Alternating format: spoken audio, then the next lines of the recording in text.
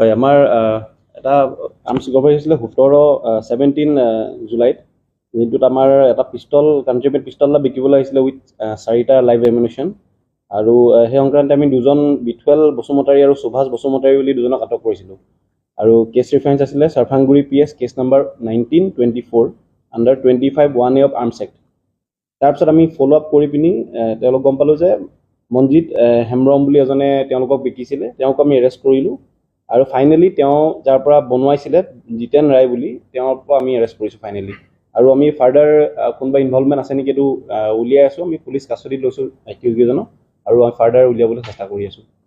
আৰু কালি আমাৰ special branch আৰু আমাৰ আৰ্মিৰ ইণ্টেলিজেঞ্চৰ ফালৰ পৰা এটা ইনফৰ্মেশ্যন আছিলে যে কিছুমান আগৰ পুৰণা দিনৰ কিছুমান হাথিয়াৰ ইয়াতে লুকুৱাই থোৱা আছিলে বুলি কৈছিলে।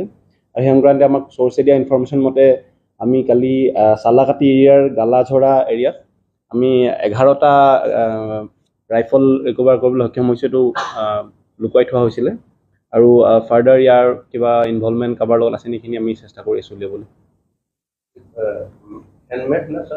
এইখিনি আমি যেতিয়া আমাৰ স্পেচিয়েলিষ্ট আমাৰ ফৰেঞ্চিকত পঠাম, তেতিয়া তেওঁলোকে বোৰ চাইজ বা তেওঁলোকে এইটো ফেক্টৰী মেড নে কি হয় সেইখিনি ওলাব। কিন্তু দেখাৰ মতে এইটো হেণ্ডমেড নহয়, এইটো ফেক্টৰী মেডেই লাগিছে দেখিবলৈ।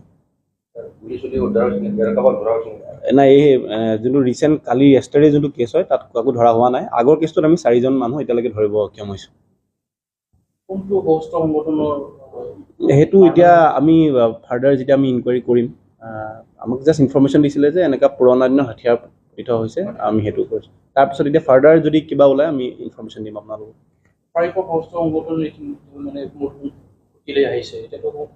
হয়, সেয়া সেইটো কাৰণে তেওঁলোকে চাগে পুৰণা হথিয়াৰবোৰ লুকুৱাই থৈছিলে, যিখিনি আমাৰ লাহে লাহে ইনফৰ্মেশ্যন আহি আছে।